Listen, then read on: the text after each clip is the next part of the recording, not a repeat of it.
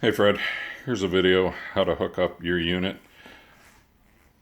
Any cable that doesn't have a connector hooked up to the wires, that means that has to be pulled through a pole or through your PVC conduit that you're going to run for the magnet switches. So this one I left in the pole because you said you're going to use your original pole. So you're going to take the grommet out, drill a hole like this one is, and then put the wiring through. I left it so you know how to hook up all that stuff. The other pole won't have it at the end down there, the wiring loom. So basically all your wiring looms will have loom number and all the information on it.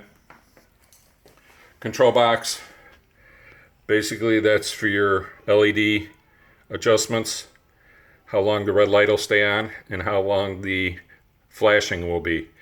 That is your magnet timer. So when you cross the first set of magnets, if you don't hit the off magnet, it will trip the timer, and then that'll be for your sidetrack only. We didn't do anything on the main line because you're just going to use the main line to come straight through, and the off side for picking up passengers or whatever, that'll be over there. So anything with the loom, all looms will have the number. So this is 1, 2, and then the connectors. So like it says, this one is your bell wire, this is your main loom for the LEDs. Same over here. This is your other loom for the other poles. So once you mount the two controllers or the two poles on yours, this is the emergency on. Basically it's the black wire. You're going to run it through the pole and out through the bottom, and then screw this into the bottom here. This is your number 1 pole crossbar. Now on your system, you're going to have your magnets, your emergency on system with the button, or your wireless remote. Wireless remote is just the A button. Bell, once you hook up the bells, you'll hear the bell sound off. So A to turn both on. Now in your magnet system, all your drawings I have indicated. I have it color coded. So basically that's your main start for your magnets, for your main straight through line. That is your off magnet. This is for your sidetrack, because your main line, you were just going to go straight through. You weren't going to stop here. So if you do trip this and stop here, you won't be able to start up again. You'll have to hit the stop button. This design is only for the sidetrack. So once you start this up, come over to the sidetrack, and before you hit these magnets, timer will take over, whatever you want to adjust it for stopping, and then you pull forward, you'll trip it off. So I will show you right now. Basically, you trip the magnets, turns the system on, you pull to the sidetrack, timer's taken over.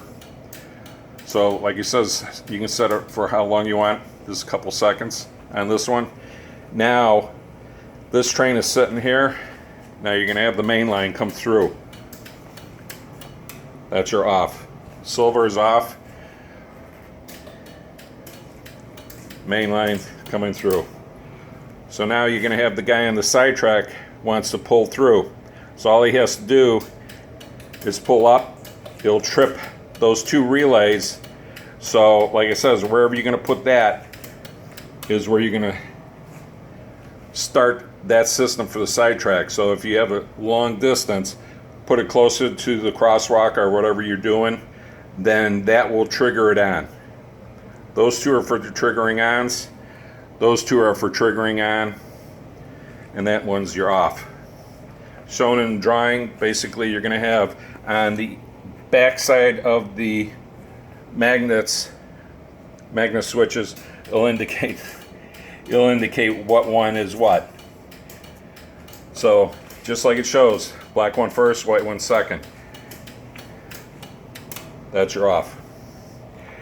Now I'm going to give you dielectric grease.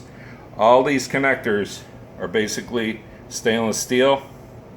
Haven't had one rust yet, but what you're going to do for these looms, once you pull these looms through your PVC pipe, like it says, all the looms will be numbered so you know where they're going to be going.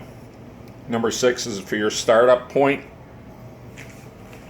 Number 5 here is for your offside track, and number 7 looms for your off.